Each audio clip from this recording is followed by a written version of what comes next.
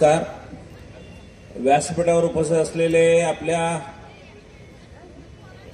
जत नगरीचे आणि जत तालुक्याचे लोकप्रिय आमदार माननीय गोपीचंद पळकर साहेब, व्यासपीठावरील सर्व मान्यवर, किरण मामा शिंदे यांनी ज्यांची ज्यांची नावं घेतले ते सर्वजण आणि मामांनी ज्यांची नावं घेतली नाहीत ते पण सर्वजण आणि उपस्थित आपण मोठ्या संख्येनं उपस्थित असलेले बंधू भगिनींनो आणि मतदार कार्यकर्त्यांना, खरं म्हणजे पंचवार्षिक इलेक्शनच्या आधी प्रत्येक प्रभागाला कोण कोण उभारणार अशी यादी तयार झाली आणि लोक मला येऊन सांगायला लागली की भारतीय जनता पार्टीचं जरा अवघड आहे आणि जास्तीत जास्त तुमचे 3-4 नगरसेवक निवडून येतील. मग आम्ही म्हणालो 3-4 राष्ट्रीय पक्ष आहे, एवढा मोठा पक्ष आहे, आतापर्यंत लोकांना समजायला वेळ लागला, आता लोकांना सगळं समजून चुकलेलं आहे. आम्ही म्हणायचो की प्रत्येक प्रभागामध्ये आपली लोक एवढ्या ताकदीनं उभी आहेत, 100% आपल्याला यश मिळणार आहे. लोकांना ते आधी पटत नव्हतं. खरं विशेष करून सर्व नगरसेवकांचं मी हार्दिक स्वागत करतो आणि त्यांचं अभिनंदन करतो की प्रत्येक जण पायाला भिंगरी लावल्यासारखं पळायला लागलेला आहे. संपर्क प्रचंड चांगला वाढवलेला आहे. लोकांच्या पर्यंत ते पोहोचतायत. भारतीय जनता पार्टीचे विचार घरोघरी चाललेले आहेत. गोपीचंद पळकर साहेबांचे सगळे निर्णय त्या लोकांच्या पर्यंत ते पोहोचवत आहेत. त्याच्यामुळं आत्ता परिस्थिती अशी झालेली आहे, 11 प्रभागामध्ये 23 नगरसेवक हे पूर्ण निवडून येतील असे काही जण बोलायला लागलेत. म्हणजे आधी थोडे 3-4 येतील, 4-5 येतील, मग 5-6 येतील म्हणणारे आता 23 म्हणायला लागलेत. याचा अर्थ जत शहरामध्ये बदलाचे वारे व्हायला लागलेले आहेत. अत्यंत प्रचंड वेगानं हे बदलाचे वारे व्हायला लागलेले आहेत आणि 2 डिसेंबरला सुनामी आल्याशिवाय राहणार नाही. आश्चर्याचा धक्का बसेल तुम्हाला. इतके नगरसेवक आणि अर्थात मी नगराध्यक्ष म्हणून निवडून हे 101% येणार आहे. ह्यात आता काहीही बदल होणार नाही. आणि मी सगळ्या लोकांना सांगतो, मी 2 वेळा उभारलो. एकदा माझे मिसेस उभारल्या नगराध्यक्ष पदासाठी, थोडक्या मतानं पडल्या. एकदा मी आमदार म्हणून उभारलो, तुमच्या दारात आलो. दोन्ही वेळा माझा पराभव झाला आणि आता लोकच स्वतः म्हणायला लागलेत, डॉक्टर आता तुमच्याशिवाय पर्याय नाही. आणि मी सगळ्यांना सांगितलं की माझी ही शेवटची निवडणूक आहे. आता मी पुन्हा या भानगडीत पडेन असं वाटत नाही. त्यामुळं तुम्ही ताकदीनं माझा प्रचार करून मला निवडून आणणं हे जत शहराची आणि आपल्या सर्वांची गरज आहे. त्यामुळे जास्तीत जास्त तुम्ही लोकांनी प्रत्येकाने, आता इथं 2000चा मॉब आहे. आता ह्या 2000च्या मॉबा आपल्याला मतदान साधारण एक 28 हजार मतदान आहे. त्यातले 22, 23, 25 होईल. तर 2000 लोकांनी प्रत्येकानी तुमच्या व्यतिरिक्त 10 ते 15 लोकांना हे पटवून दिलं तर 100% 20 ते 25 हजारापर्यंत आपले विचार पोहोचतील आणि 100% आपण निवडून येऊ. एवढं साधं गणित आहे. मग आता ह्यात काय, भारतीय जनता पार्टीला आणि कमळाला का निवडून द्यायचं? मी अनेक सभेमध्ये अनेक वेळा बोललेलो आहे की केंद्रामध्ये नरेंद्र मोदींचं सरकार आहे. 2014 पासून 3 वेळा भारतीय जनता पार्टी सत्तेवर आली. प्रचंड पद्धतीनं काम चालू आहे. देशभरामध्ये भारतीय जनता पार्टीची लाट आहे. अजून सुद्धा मोदी साहेबांची लाट ही अस्तित्वात आहे. मोदी साहेबांना मानणारा प्रचंड मोठा वर्ग आहे. मी ज्या ज्या प्रभागात गेलो ते म्हणायचे आम्ही फक्त नरेंद्र मोदी साहेबांना बघून इथं मतं टाकणार आहे. एवढा सगळा त्यांचं कार्य, लोक अजूनही त्यांच्याबद्दल प्रचंड त्यांच्याबद्दल विश्वास आहे. त्यांनी केलेली कामच तशी आहेत. त्यांनी हायवे असू देत, त्यांनी केलेले उज्ज्वल गॅस असू दे, शौचालयाचा विषय असू दे, महिलांचा विषय असू दे, प्रचंड मोठं काम त्यांनी केलं. त्याच धर्तीवर आपले मुख्यमंत्री फडणवीस साहेबांनी आपल्या संपूर्ण महिलांसाठी लाडकी बहीण योजना आणली आणि इतक्या मोठ्या प्रमाणात ती योजना यशस्वी झाली की त्यामुळं सगळ्याकडे जातोय त्या प्रभागामध्ये पुरुष कमी खरं महिला प्रचंड संख्येनं अशा पद्धतीनं चित्र दिसायला लागलेलं आहे. आणि एक महिला असं सांगितलं जातं, एक पुरुष जर शिकला तो त्याच्यापुरतं शिकतो, एक महिला शिकली की कुटुंब शिकतं. म्हणून या सगळ्या महिला आपल्या कुटुंबामध्ये भारतीय जनता पार्टीचे विचार रुजवायला लागलेले आहेत. म्हणून प्रचंड असं आम्ही ताकदीनं निवडणूक जिंकणार आहे. तिसरे आपले चंद्रकांत दादा, ते जिल्हा नियोजनामधून प्रचंड निधी या तालुक्यासाठी आणि शहरासाठी द्यायला लागलेले आहेत. आणि सगळ्यात महत्वाचं हे तिघही निधी देणारे आहेत. आणि निधी आणणारा आपला एकदम सामर्थ्यवान, ताकदवान, लोकप्रिय आमदार गोपीचंद पळकर साहेब आहेत. त्यांना कसा निधी आणायचा, कुठून आणायचा, कशा पद्धतीनं आणायचा हे सगळंच्या सगळं माहिती असल्या कारणानं कशातही आपली कमी पडणार नाही. परंतु निधी वापरणारा मात्र हा नगराध्यक्ष भारतीय जनता पार्टीचा असला तरच हे पैसे वापरता येणार आहेत. दुसऱ्या पार्टीचा, पक्षाचा असून उपयोगाचं नाही. मग साहेब ते काय म्हणाले माहितीये का, आतापासून सुरुवात करूया म्हणे, नगराध्यक्ष निवडून द्या, मग आपण आमदार निवडून देऊया, मग आपण पालकमंत्री निवडून देऊया, मग आपण मुख्यमंत्री निवडून देऊया, मग आमच्या त्यावेळी सगळ्यांच्या आपण सगळे फोटोच जायला लागेल त्यावेळी. म्हणजे त्या लोकांना काय म्हणून मतं मागायची हा मोठा प्रश्नचिन्ह उभा आहे. म्हणून आता अण्णा बेसेंनी सांगितलं की लोकांना दमदाटी द्यायची.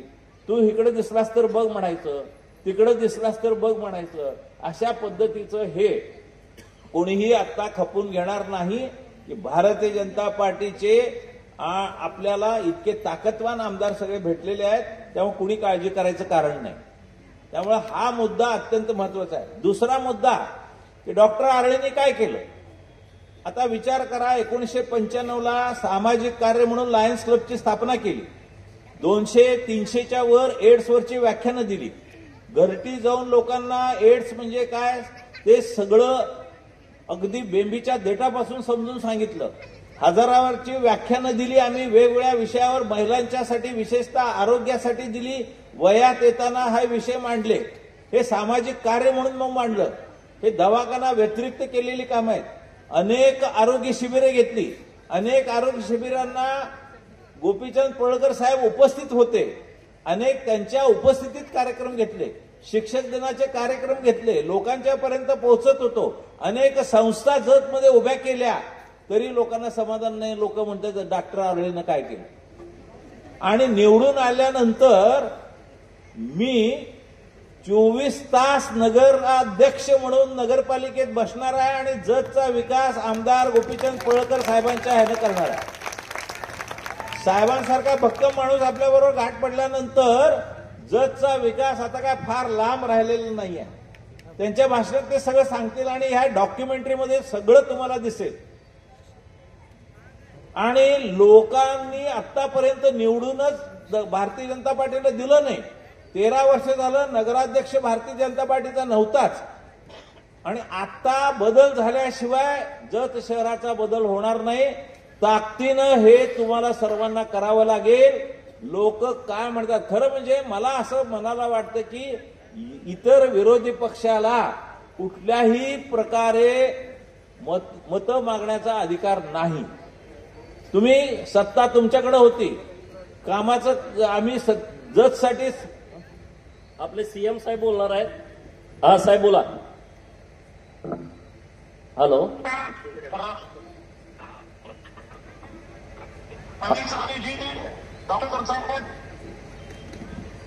Hello sir. हॅलो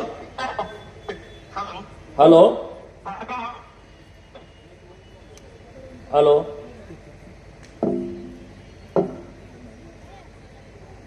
चालू द्या.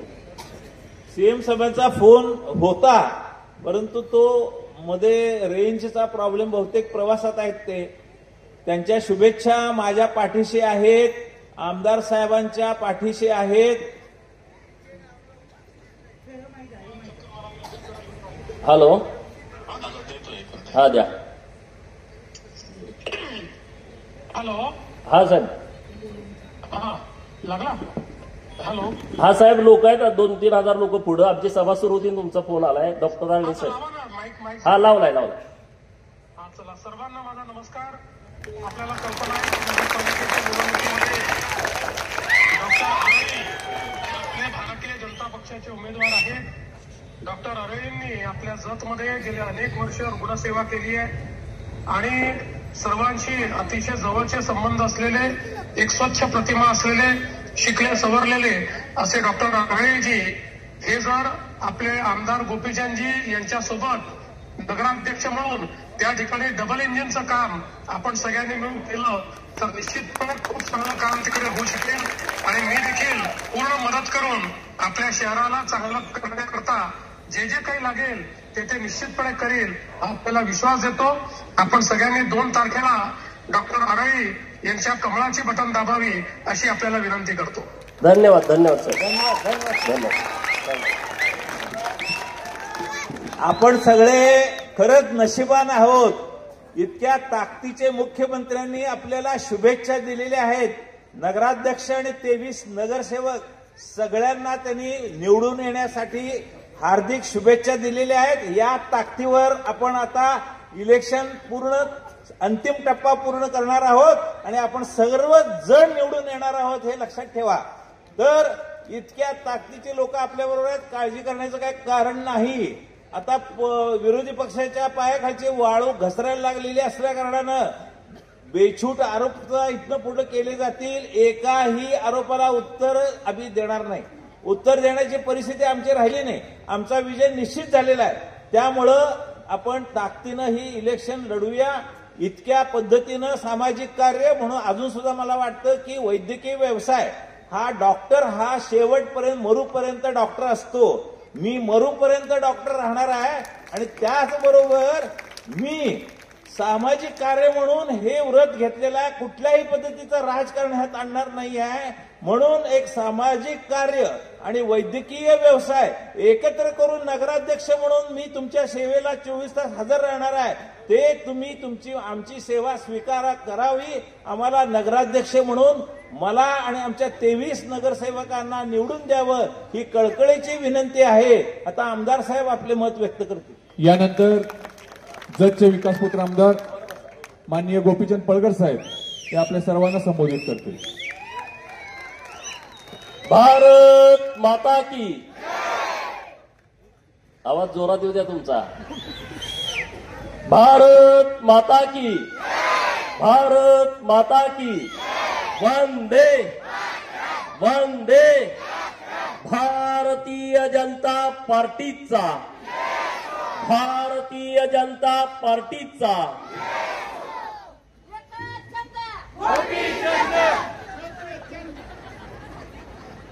आज नगर परिषद जत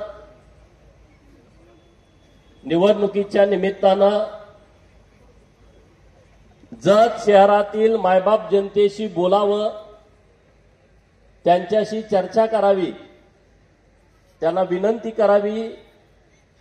या निमित्तानं आज या कार्यक्रमाचं आयोजन केलेलं आहे. या कार्यक्रमाच्या निमित्तानं नगराध्यक्ष पदाचे उमेदवार ज्यांनी आता आपल्याशी सविस्तर चर्चा केली ते भारतीय जनता पार्टीचे नेते आदरणीय डॉक्टर रवींद्र अरळी साहेब, ज्यांनी खरंच मनाचा मोठेपणा केला.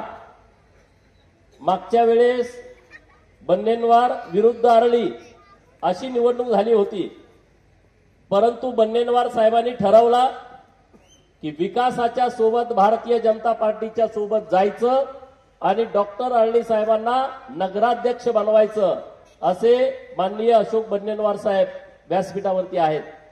माझे मित्र, जिल्हा परिषदचे उपाध्यक्ष, 3 वेळा झेडपीचे मेंबर, 17 ते 22 ते आणि त्यांच्या सौभाग्यवती 2 जण झेडपीचे मेंबर असे माननीय शिवाजीराव उर्फ पप्पू डोंगरे साहेब, व्यासपीठावरती उपस्थित जिल्हा परिषदचे माजी सदस्य माननीय सुनील भैया पवार, ज्येष्ठ भाजपाचे नेते माजी जिल्हा परिषदचे सदस्य माननीय अप्पासाहेब नामत काका, तिसरे माजी जिल्हा परिषदचे सदस्य माननीय सरदार पाटील, या शहराचे तरुण तडफदार युवा नेते माझे जीवाभावाचे मित्र माननीय परशुभाया मोरे, माननीय अतुल मोरे, माननीय किरण मामा, व्यासपीठावरती उपस्थित माननीय संजय अण्णा तेली, डॉक्टर अरळी मॅडम, महिला मोर्चाच्या अध्यक्षा माननीय गाडगेताई आणि प्रभाग क्रमांक 1 चे उमेदवार माननीय साळेसाहेब,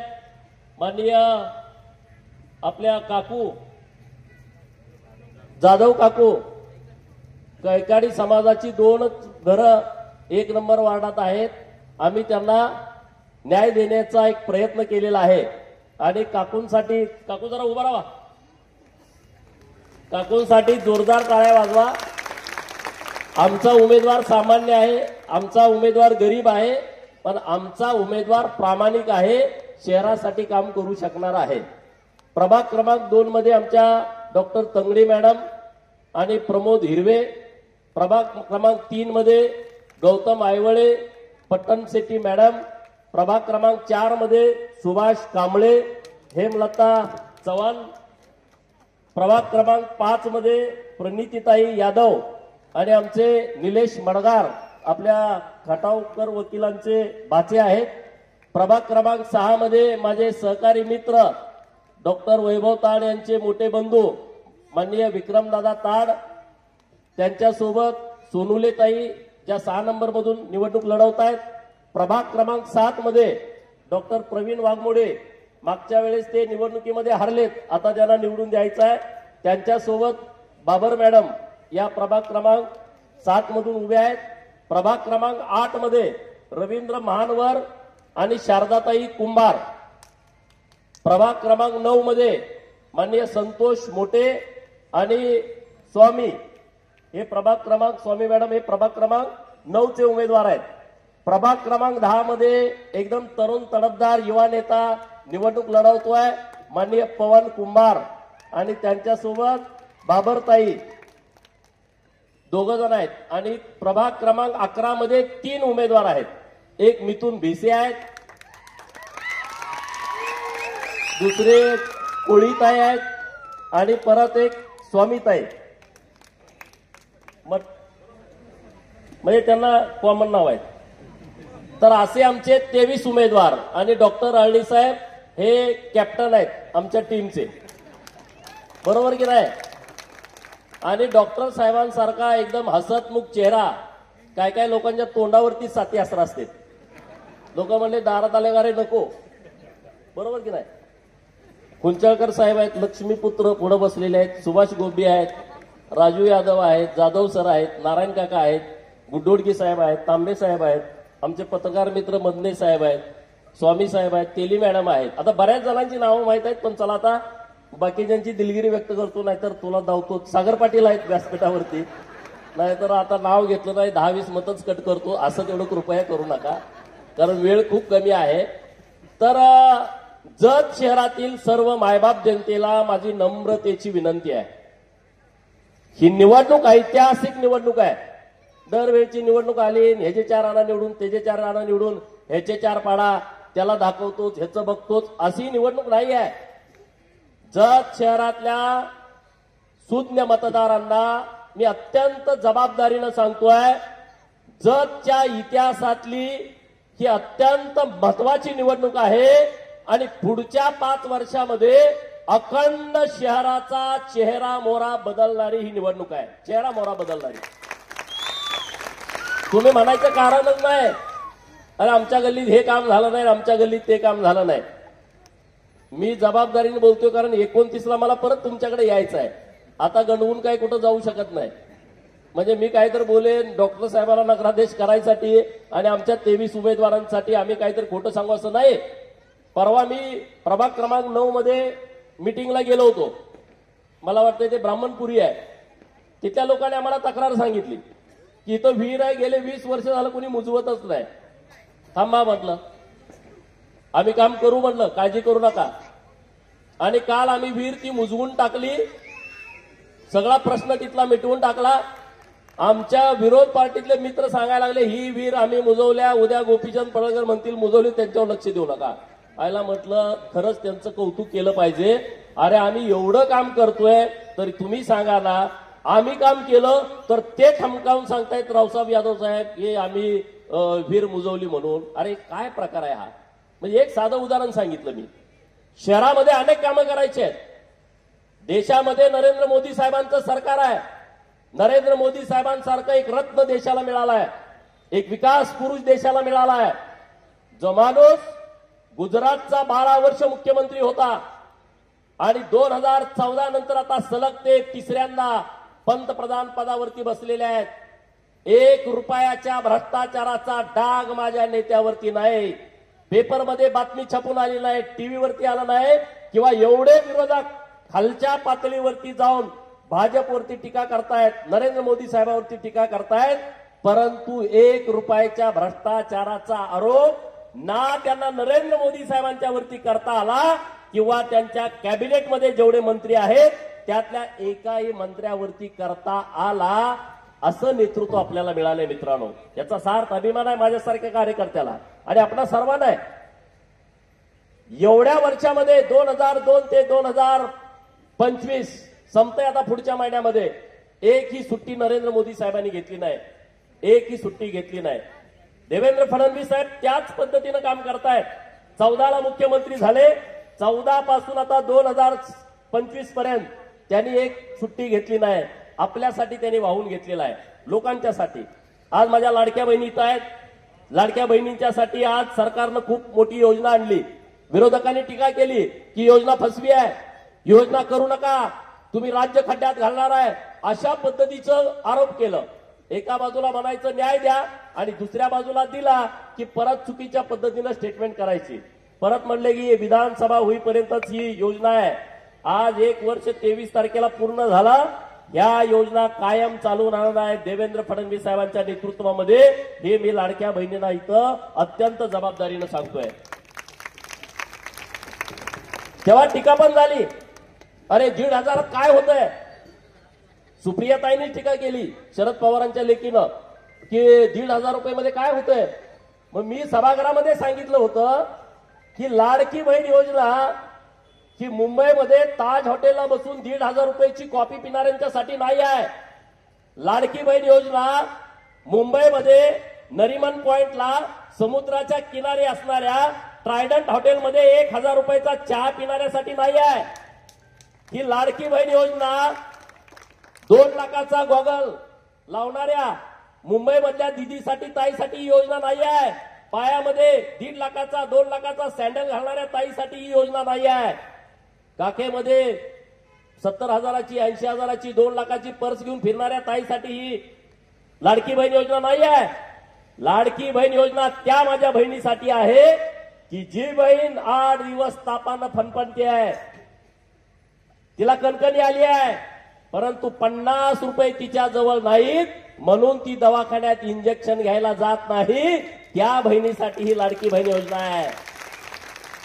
लाडकी बहीण योजना त्या माझ्या बहिणीसाठी आहे की जेव्हा ती घरामध्ये असते आणि शाळा सुटल्यानंतर पोरग पळत पळत पळत पळत येत आहे आणि आईला म्हणतोय आई आई आई आई मला 10 रुपये दे, मला आईस्क्रीम खायचं आहे, तेव्हा तिच्या पर्समध्ये 10 रुपये नसतात. तिचे डोळे पाणावतात, तिच्या डोळ्यातून अश्रू येतात की मी माझ्या पोराला 10 रुपये देऊ शकत नाही. त्या बहिणीसाठी ही लाडकी बहीण योजना आहे की आता शाळेतनं पोरगा आल्यानंतर 10 काय 20 घे.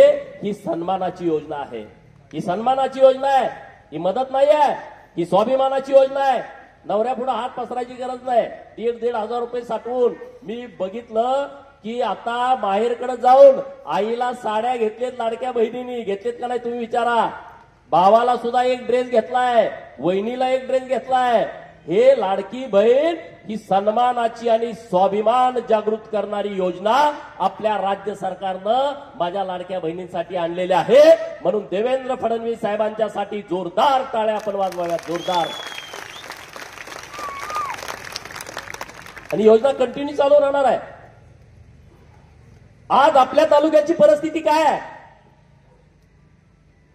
आज मी तुमच्याशी बोलत असताना 65 गावामध्ये पिण्याचं आणि शेतीचं पाणी नाही. आता नशिबाला पाऊस पडला, निसर्गाची पण मला साथ आहे. बघा एवढा पाऊस पडला, टँकरची गरजच भासली नाही. उलट आम्हाला सरकारकडे विनंती करावी लागली, अरे ओला दुष्काळ जाहीर करा, एवढा पाऊस जतला पडलाय, एवढा पाऊस पडलाय जतला. 3 सर्कलमध्ये 65 मिलीमीटर पेक्षा जास्त पाऊस पडला होता. राज्याच्या मुख्यमंत्री महोदयांना भेटलो आणि त्यांना विनंती केली, साहेब 65 मिलीमीटर पेक्षा जास्त पाऊस पडल्यानंतर आपलं सरकार मदत देत आहे, पण सर्व सर्कलमध्ये 65 मिलीमीटर पाऊस पडला नाही, परंतु 65 मिलीमीटर पाऊस जिथं पडलाय त्याच्यापेक्षा जास्तीचं नुकसान इतर सर्कलमध्ये झालंय. सरसकट सगळ्या शेतकऱ्यांना तुम्ही मदत करा. मुख्यमंत्री महोदयांनी निर्णय केला की ज्या शेतकऱ्यांचं नुकसान झालंय त्यांना सरसकट मदत करायची. हे आपलं सरकार आहे. आता ज्या 65 गावामध्ये पाणी नाही त्या लोकांना मी शब्द देतोय, 2026च्या डिसेंबरमध्ये आणि जास्तीत जास्त उशिरा 2027च्या जूनमध्ये जत तालुका संपूर्ण दुष्काळमुक्त होणार. प्रत्येक शेतकऱ्याच्या बांधावरती पाणी जाणार, प्रत्येक शेतकऱ्याच्या बांधावरती. हे कुणी केलंय? गोपीचंद पडळकर नाही. हे कुणी केलंय? हे देवेंद्र फडणवीस नावाच्या भल्या माणसानं दुष्काळी तालुक्यांचं पुण्य बांधून घेतलंय. मित्रांनो, त्या काँग्रेसवाल्यांना पण मला सांगायचं आहे, हे नुसत्या जतचा विषय मिटवला नाही आहे. जत आहे, कवटेमंकाळ आहे, आटपाडी आहे, खानापूर आहे, सांगोला आहे, मंगळवेढा आहे, माळशिरसचा दक्षिणेकडचा भाग आहे, मान आहे, खटाव आहे, फलटण आहे, कोरेगाव आहे. आपल्या पश्चिम महाराष्ट्रातला आणि सांगली जिल्ह्यातला पलीकडचा शिराळा तालुका आहे जो डोंगर भागामध्ये येतो. या सगळ्या लोकांना हजारो कोटी रुपयाचा निधी माननीय देवेंद्र फडणवीस साहेबांनी दिलाय. जत शहरासाठी काय दिलं? जत शहरासाठी पिण्याच्या पाण्याची योजना दिली. आज 8 दिवस पाणी येत नाही. फक्त पुढचे 4 महिने वेळ तुम्ही आम्हाला द्या, तुम्हाला 24 तास स्वच्छ पाणी घराघरात देण्याची व्यवस्था माननीय डॉक्टर आळली साहेबांच्या नेतृत्वामध्ये आम्ही करतोय. आज त्या बहिणींना माहित आहे पाणी भरायचं काय त्रास होतो. मी काल बैठकीला गेलो होतो, त्या बहिणी म्हणल्या आम्ही लग्नाला जात नाही, ज्या दिवशी पाणी यायचं आहे लग्नाला गेलं आणि पाणी आलं तर करणार काय, परत 8 दिवस पाणी येत नाही. एखादा पाहुण्याचं मयत झालं आणि तिकडं पाहुण्याचं माती आहे आणि इकडं पाणी येण्याचं टायमिंग आहे, ती भगिनी मातीला जाऊ शकत नाही. ती म्हणते जर आज पाणी आलं नाही तर 8 दिवसांना आमची परिस्थिती काय होईल. बरं, ज्या लोकांच्याकडे घर आहेत, ज्या लोकांच्याकडे पाणी साठवायची व्यवस्था आहे त्यांचं एक वेळ ठीक आहे हो, परंतु उमराणी रोडला माझी बहीण ज्या 10 बाय 10च्या पत्र्याच्या खोलीमध्ये राहते आहे, एकता नगर मधली माझी बहीण त्या 10 बाय 10च्या खोलीमध्ये राहते आहे, तिकडं रस्त्यावरती माझा घिसाडी समाज निगडी रोडला 12-13 घरं रस्त्यावरती राहत आहेत. इंदिरानगर मधली लोक, त्यांच्याकडे कुठं आहे पाणी साठवून ठेवायची व्यवस्था? 8 दिवस ते कसं करत असतील? ना त्यांच्याकडे हौद आहे, ना त्यांच्याकडे पाण्याची टाकी आहे, ना त्यांच्याकडे 2-4 बॅरेल आहेत, नाही आहे, 2 कळशे आहेत, एखादा पीप आहे, पाणी ठेवू शकत नाहीत. त्या सर्वांची काळजी भारतीय जनता पार्टीने घेतलेली आहे आणि त्या आता पाईपलाईनचं काम 70% पूर्ण झालंय. आम्ही जे बोलतो ते करतो आणि जे करता येत नाही ते आम्ही अजिबात बोलत नाही. आणि म्हणून या शहरासाठी आम्हाला काहीतरी करायचं आहे. सगळ्या पार्टीतल्या तरुण मित्रांना आवाहन करतोय, तुम्हाला जर जत तुम्हाला जर बघायचं असेल, जतचा संपूर्ण कायापालट जर तुम्हाला बघायचा असेल, पायाभूत सुविधांनी युक्त जत शहर बघायचं असेल तर तुम्ही आमच्या सोबत या. आणि जर त्यांच्याकडे विजन असेल बिनधास्त त्यांच्या सोबत जावा. समोरच्या पार्टीकडे कुठलंही विजन नाही आहे, ते काहीही करू शकत नाही. अरे 10 लाख रुपयाचं ते गटार करू शकत नाहीत, शहराचं ते काय कल्याण करणार आहेत? हा विचार तुम्ही सगळ्या लोकांनी घ्यावा.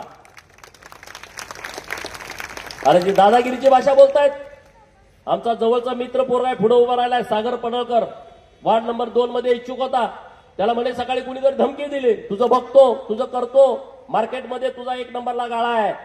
अरे मार्केट कमिटीच्या जोरावरती दादागिरी करणाऱ्यांना मला सांगायचं आहे, 2 तारखेनंतर 15 दिवसाच्या आतमध्ये तुमचं दुकान बंद करतोय आणि जतची मार्केट कमिटी वेगळी करतोय.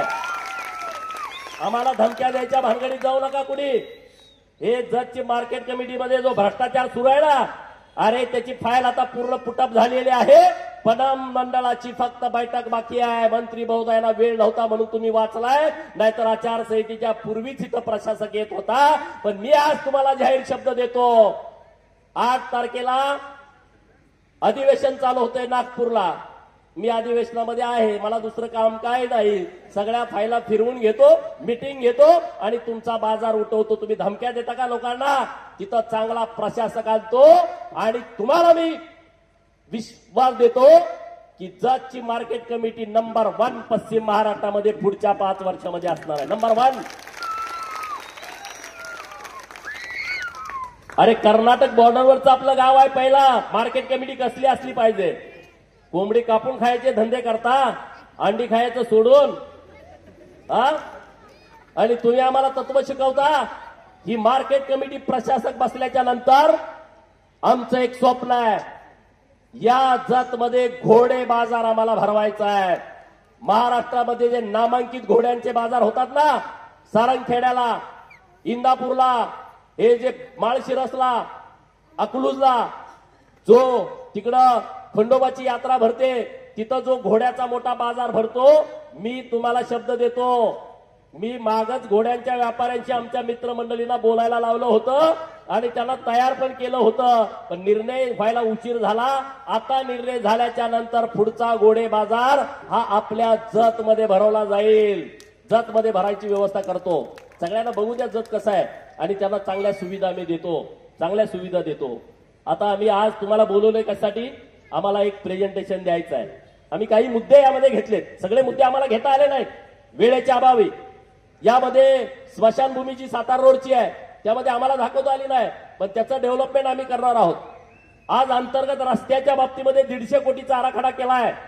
कुठली गल्ली बोळामध्ये कॉन्क्रीट पडलं नाही, विस्तारित भागामध्ये कॉन्क्रीट पडलं नाही, असं अजिबात होणार नाही.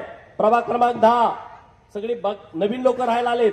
प्रभाग क्रमांक 8चा पलीकडचा भाग, प्रभाग क्रमांक 7च्या वाड्या वस्त्या, प्रभाग क्रमांक 6च्या वाड्या वस्त्या, प्रभाग क्रमांक 1 मधला पलीकडचा भाग, प्रभाग क्रमांक 2 मधला भाग आणि प्रभाग क्रमांक 11चा पलीकडचा भाग, या सगळ्या ठिकाणी कॉन्क्रीट रस्ते देण्यासाठीचा आराखडा आम्ही तयार केला आहे. जास्तीचं मी बोलत नाही, आणखी आपल्या सभा होणार आहे. पण तुम्हाला माझी विनंती आहे, तुम्ही आज जे काम हातात घेतलंय ते काम जतसाठी अत्यंत महत्वाचं आहे. ही राजकीय विषय नाही आहे हा. मित्रांनो, अनेक विषय आम्ही केलेले आहेत. आता किरण मामांनी चिठ्ठी दिली, तुम्ही मला आमदार केल्यानंतर आम्ही गप्प बसलो नाही.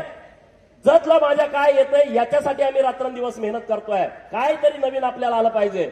MH59 त्याचं एक उदाहरण आहे. कधी ते चालू होऊ शकतं. आता तुम्हाला सगळं बघितलंय, सगळी यंत्रणा लागलेली आहे. तुम्ही आता गाड्या बुक करा. MH59 ही जतची नवी ओळख आहे महाराष्ट्रात कुठेही गेला तर. आज जत शहरामध्ये एक बस स्टँड आहे, डेपो आहे. उमदीसाठी नवीन बस स्टँड आम्ही प्रस्तावित केलाय, बस डेपो प्रस्तावित केलाय. आणि संजय अण्णांना मी मागाशीच बघितलं, बहुतेक उमदीचं बस डेपो हा मंजूर झालेला आहे. पत्र मला आज किंवा उद्या मिळेल, रात्री मंजूर झालाय तो. नव्यानं काहीतरी करायची आमची संकल्पना आहे. आणि लोक म्हणतात जत दुष्काळ भूमी आहे. अरे 2 वर्षानंतर जतला दुष्काळ भूमी म्हणण्याची महाराष्ट्रामध्ये कुणाची हिंमत होणार नाही. जत ही दुष्काळ भूमी नाही, जत ही देवभूमी आहे, देवभूमी आहे. जत मध्ये जेवढी मंदिरं आहेत, मला वाटतंय देशात कुठंच नसतील एका तालुक्यामध्ये एवढी मंदिरं की जिथं लाखो लोक येत आहेत. लाखो लोक येणारा मंदिराचं ठिकाण जत एवढं कुठं नाही.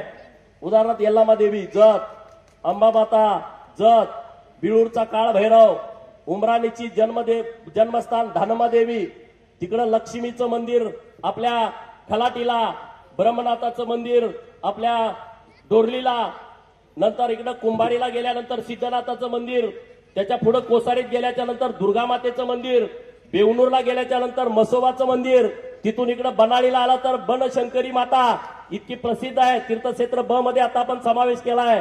बिसन सिद्धेश्वर आपल्या अचकनहळ्ळी रोडचा, तिथून खाली गेल्यानंतर कोळगिरीचा भैरवनाथाचं मंदिर जे डोंगरामध्ये आहे, झाडीमध्ये आहे. वळसंगमध्ये तर 3 पवित्र मंदिर आहेत. संघ तीर्थ आहे, तिथं करीब्रह्म आहे, तिथं केंचरायाचं मंदिर आहे, नंतर मडीसिद्धाचं मंदिर आपल्या सेड्याला आहे. तिथून पुढे गेल्याच्या नंतर आपलं सोन्याला विठ्ठलाचं मंदिर आहे, प्रसिद्ध मंदिर आहे. महाराष्ट्रातल्या आणि कर्नाटकाचं पारधी समाजाचं देवीचं मंदिर आपल्या मेंढीगिरीला आहे, मरगुबाईचं. अख्खा कर्नाटक आणि महाराष्ट्रातला पारधी समाज तिथे येतो.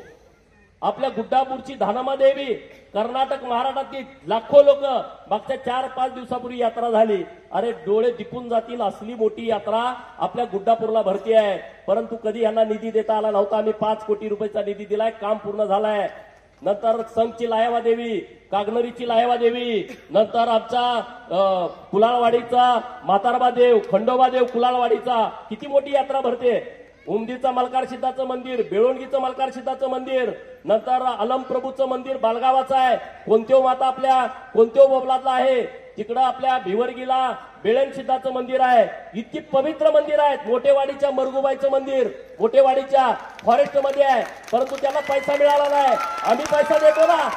पांढरेवाडीच्या मरगुबाईचं मंदिर, हे जे मंदिर आहेत इकडं आपल्या मुचंडीचं दर्याबाचं मंदिर, मुचंडीचं रामतीर्थाचं मंदिर, कितीतरी मंदिर आहेत. 33च्या वर मंदिर आहेत. आराखड्याचं काम सुरू आहे. मी तुम्हाला 8-15 दिवसांमध्ये त्याचं प्रेझेंटेशन देतोय आणि सरकारकडे मागणी करतोय, माझ्या जतला देवभूमी म्हणून सरकारनं अधिकृत जाहीर करावं. अरे देवांची भूमी आहे. एवढं मोठं पावित्र्य इथं आहे. शेटीताई म्हणून आपल्या सोरडीचं मंदिर आहे. तिथं मला मातंग समाजाचे आमचे सहकारी भेटले, ते पुजारी आहेत तिथले. एवढी मोठी मंदिरं, 1 रुपयाचा फंड तुम्हाला देता आला नाही. तुम्ही फक्त गोपीचंदला शिव्या देताय, दुसरं काय करताय? तुमच्या प्रचाराचा मुद्दा काय? गोपीचंद असा बोलतोय, गोपीचंद तसा बोलतोय, गोपीचंद असभ्य आहे, गोपीचंद वाचाळवीर आहे. अरे तुम्हाला अक्कल आहेत का रे? हा, इथलं बोला ना, कामाचं बोला ना. गटारीमध्ये घाण साचल्या, त्याचं काय करायचं ते सांगा. पाणी 8-8 दिवस येत नाही, त्याचं काय करायचं सांगा. इथं आमच्या एकता नगरमध्ये आम्ही तिथल्या महिलांच्यासाठी शौचालय मंजूर करून दिलंय, तुम्ही तिथं काम करू देत नाही ते सांगा. तिथं आता एवढ्या गर्दीचं ठिकाण आहे, माझ्या बहिणींनी शौचालयासाठी जायचं कुठं हे सांगा. तिथं एसटी स्टँडमध्ये बसायला जागा नाही, तिथं माझ्या बहिणी तिथं बसतायत, रात्री अपरात्री बसतायत, त्यांच्या सुरक्षेचं काय हे बोला ना. तिकडे लिंगायत समाजाची स्मशानभूमी आहे उमराणे रोडला. अरे ते पवित्र ठिकाण आहे, आमच्या भावना आहे तिथं. आमच्या आईचं, आमच्या वडिलांचं, आमच्या भावाचं तिथं दफन झालेलं आहे. ती काय परिस्थिती आहे त्याच्यावरती बोला ना. या डेव्हलपमेंटवरती बोला. यल्लामा मातेचं मंदिर एवढ्या वर्षापासून आहे, तिथं काय डेव्हलपमेंट आहे, तिथं काय परिस्थिती आहे, या विषयावरती कुणी बोलायला तयार नाही. ते काय बोलतायत, डॉक्टर दवाखान्याच्या बाहेर येत नाही. येतंय ना, आता खुर्चीवर बसल्यानंतर डॉक्टर येतंय. डॉक्टरची टेन्शन तुम्ही घेऊ नका. डॉक्टर काम करण्यासाठी आता त्यांनी ठरवलंय, मॅडमची त्यांनी लेखी परवानगी घेतलेली आहे, काही काळजी करू नका तुम्ही. मॅडम बेंगलोरला होत्या म्हणून बरं डॉक्टर तयार झालं. डॉक्टरला म्हटलं मॅडम बेंगलोरला आहे तोपर्यंत तुम्ही कौल द्या, नाहीतर मॅडम एकदम राजकारण्यावरती रागात आहेत. कारण मागच्या वेळेस त्यांना अनुभव आलेला आहे, विधानसभेचा अनुभव आलेला आहे. आणि त्यामुळे एक चांगला माणूस, अरे वेल एज्युकेटेड माणूस आहे ना. एमबीबीएस एमडी अंकली गावातला एका सामान्य कुटुंबातला पोरगा मेरिट वरती एमबीबीएस ला जातो, एमडी होतो. या आपल्या जत मध्ये प्रॅक्टिस करतो, एक मोठं नामांकित हॉस्पिटल चालवतो, बीएमएच मेडिकल कॉलेज उभा करतो. अरे महाराष्ट्राच्या कानाकोपऱ्यातली पोरं जतला आली ना, त्याला काय माहित होतं जत कुठं आहे काय. आज ती मुलं इथं शिकायला येत आहेत, नर्सिंगचं कॉलेज आहे. आज ते राजकारणामध्ये तुम्ही सगळ्यांनी त्या खुर्चीमध्ये बसवलं ना, 1 नंबरचं काम ते आणि आमचे सगळे सहकारी करणार आहेत. सगळे सहकारी, काही चिंता करू नका. आणि 23च्या 23 उमेदवार निवडून येणार आहेत. आज 27 तारीख आहे, 28, 29, 30 आणि 4 दिवस आमच्याकडे बाकी आहेत. विरोधकांना माझं सांगणं आहे, तुम्हाला काय करायचं ते करा. आमचे 23च्या 23 उमेदवार या शहरातली जनता निवडून आणणार आहे, त्यांना माहित आहे. बरोबर की नाही? बरोबर ना? कमी जास्त मोठं बोलायला लागलं नाही ना? नाही म्हणणार तूच बोलायला लागला, तूच एकट्याचं मतदान कर, असं नाही. मायबाप जनतेच्या पाठिंब्यावरती आम्ही. देवाभाऊंचा योगायोगानं फोन आला होता. डॉक्टर साहेबांच्या विषयी त्यांनी कसं भाष्य केलं बघा. अरे आपला माणूस माननीय मुख्यमंत्री महोदयांच्या जवळचा माणूस आहे, असा माणूस तुम्ही निवडून द्या ना. मला 50 कोटी दिले तर त्यांना 50 कोटी, मी त्यांनाही परत पाठवतो साहेबांच्याकडे. यंदा डॉक्टरना द्या की राहो. निधी आणायला माझा हात कुणी धरू नका. सगळ्या मंत्र्यांना विचारा, मी 10 वेळा त्यांच्या ऑफिसला जातो. आणि माझ्या जजसाठी काहीतरी द्या असं त्यांना विनंती करतो, हात पाय धरतो त्यांचे. आता ही आपली गंधर्व नदी आहे. नदी आहे का ओढा आहे का नाला आहे कळतंय का हो? काल मी तिथं प्रभाग 4ची मीटिंग घ्यायला गेल्यानंतर भगिनी भेटल्या. कोण आहेत का इथं? त्या नाल्याच्या बाजूला राहतात. घाण वास मारतय. काय परिस्थिती आहे? कसं राहत असतील? डास, मच्छर, वास.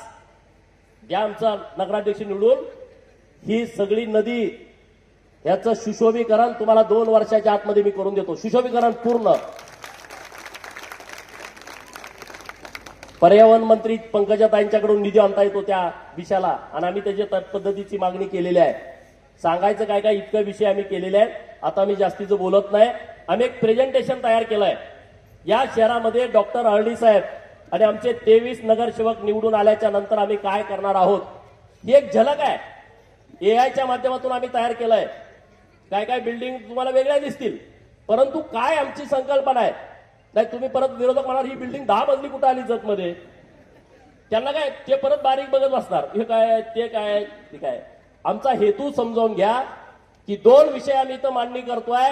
नगराध्यक्ष डॉक्टर अरळी साहेब झाल्याच्या नंतर या शहरामध्ये आम्हाला बदल अपेक्षित काय आहे आणि पुढच्या 5 वर्षामध्ये आम्ही शहरात काय करणार आहोत. हे काही मुद्दे घेतलेत. सगळ्या वार्डातले मुद्दे आले नसतील, रागाला येऊ नका. पण आमच्या वार्डातलं काय आलं नाही तुम्हाला धावतो असं काही करू नका. म्हणजे हे आम्ही फक्त उदाहरण म्हणून तुमच्या समोर आणलंय.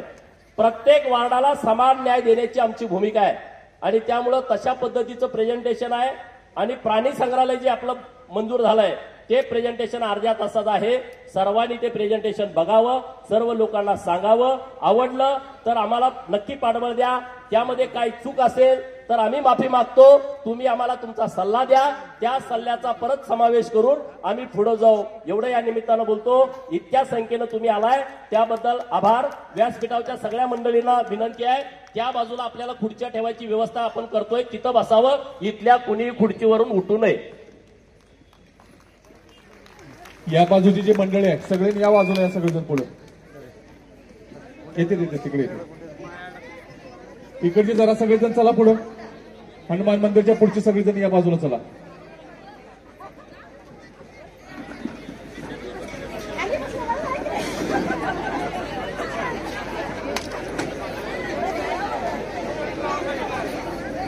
चला सगळेजण या बाजूला या.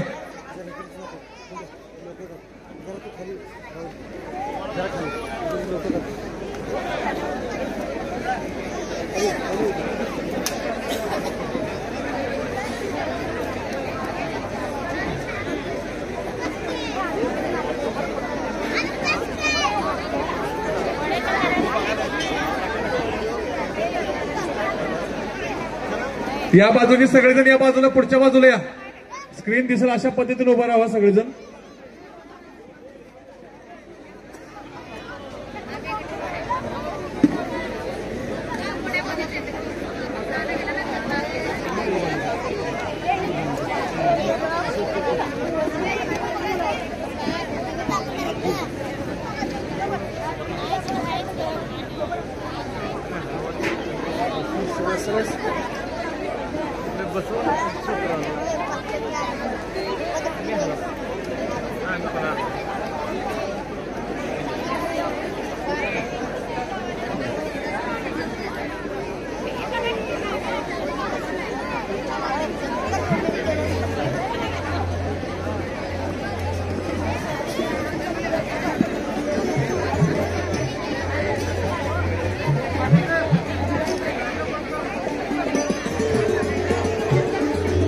जरा उतरू देत खाली सगळेजण.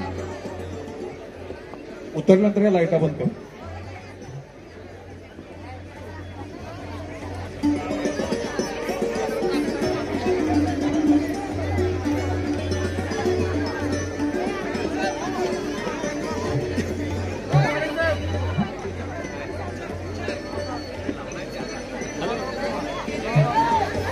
एक मिनिट. हे जर खुर्च्या लावा तिथं. खुर्च्या जरा तिथं पलीकडे. पाठीमागच्या याच्यात जरा पाठीमागे सरा की जरा तुम्ही तिथं. तुम्हीच पुढे मागे सरा जरा. लाईटी बंद करा.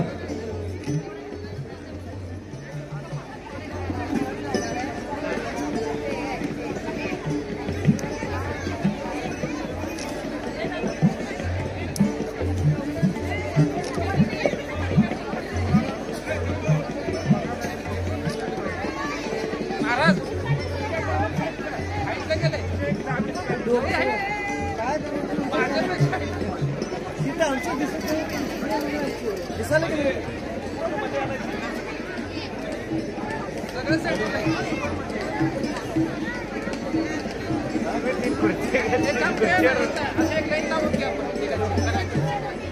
ठीक आहे, खाली करू का? खाली करतो बघा. आता ही काय लेवलच आहे, कॅमेराच्या तुमच्यावर आहे. खाली करतो.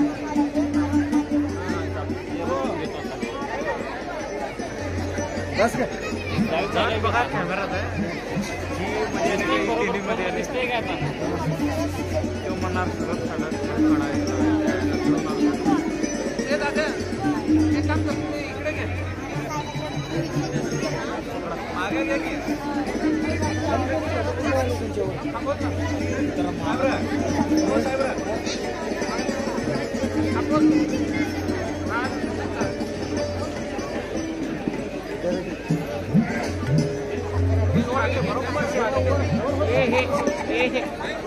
की कॅमेरा जरा तुझी तिकडे घे, तुझं तिकडे घे, त्यांचं दिशेला हे काम करा. मग तेवढंच राहते, इकडेच इकडे घे, तिकडे तुझं तिकडे घे. माझ्या जागेवर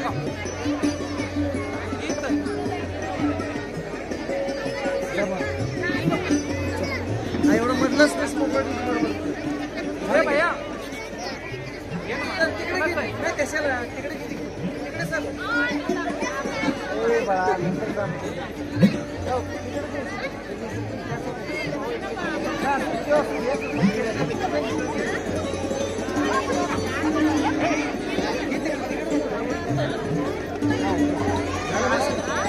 बरोबर बोलायचं नाही हा प्रश्न आहे ना. आमच्यात कसं दादाला इथं घ्या, थोडंसं मागे घ्या, म्हणजे मला पण भरपूर भेटते एवढंच वाटतं.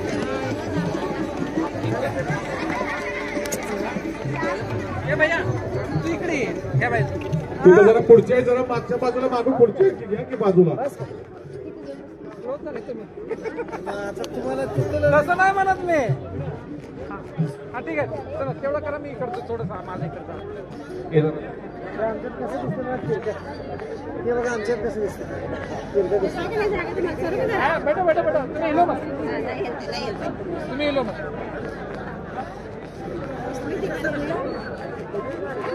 हे आश्रय बसायचं या खुर्चीबाई बसा. माझ्या लोकांना दिसन त्याला अडचण येणार असेल. जत शहरातील बंधू भगिनींना, युवा मित्रांना, माय भावनींना, वडीलधारी मंडळींना माझा नमस्कार.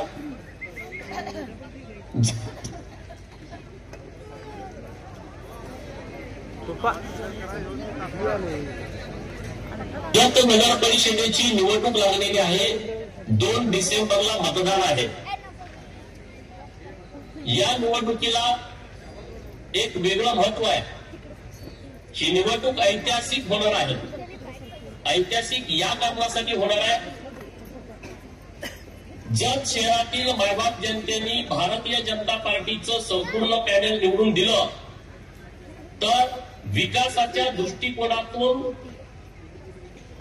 अत्यंत महत्वपूर्ण कामं आम्ही करणार आहोत. यासाठी ही ऐतिहासिक निवडणूक आहे. जत शहराचा संपूर्ण कायापालट करण्याच्या दृष्टिकोनातून पायाभूत सुविधा निर्माण करण्याच्या हेतूनं आम्ही निवडून आल्याच्या नंतर जत शहरासाठी नेमकं काय करणार आहोत याची ब्ल्यूप्रिंट आम्ही तयार केलेली आहे. आणि ती ब्ल्यूप्रिंट, ते व्हिजन आम्ही आपल्या समोर मांडत आहेत. मला विश्वास आहे की या शहराच्या विकासाच्या दृष्टिकोनातून केलेला आम्ही आराखडा जनतेला पसंत पडेल आणि तुम्ही सर्वजण डॉक्टर रवींद्र आरणी यांना नगराध्यक्ष म्हणून आणि 11 प्रभागामध्ये 23 भारतीय जनता पार्टीचे उमेदवार आपण मोठ्या फरकाने निवडून द्याल अशी अपेक्षा आहे.